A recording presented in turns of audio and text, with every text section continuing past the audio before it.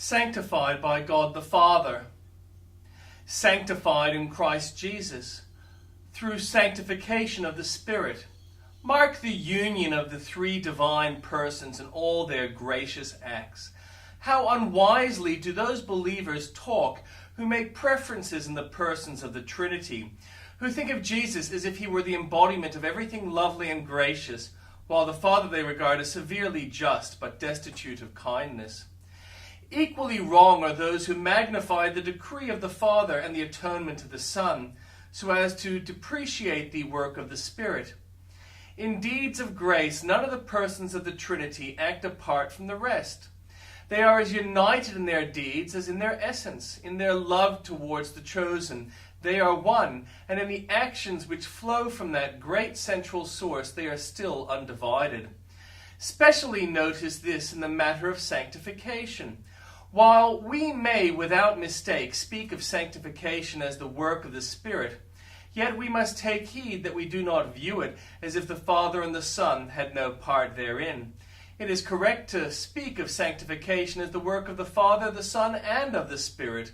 Still doth Jehovah say, "Let us make man in our own image, after our likeness."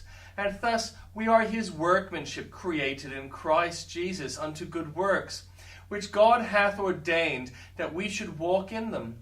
See the value which God sets upon real holiness, since the three persons in the Trinity are represented as co-working to produce a church without spot or wrinkle or any such thing. And you, believer, as the follower of Christ, must also set a high value on holiness, upon purity of life and godliness of conversation.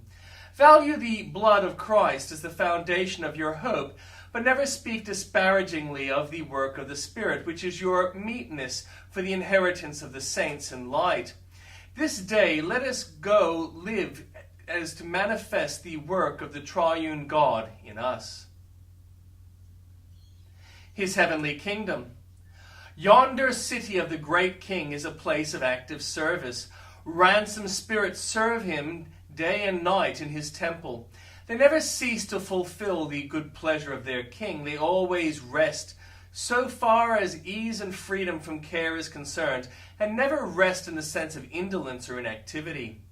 Jerusalem, the golden, is the place of communion with all the people of God. We shall sit with Abraham, Isaac, and Jacob in eternal fellowship. We shall hold high converse with the noble host of the elect, all reigning with him who by his love and his potent arm has brought them safely home. We shall not sing solos, but in chorus shall we praise our King. Heaven is a place of victory realized.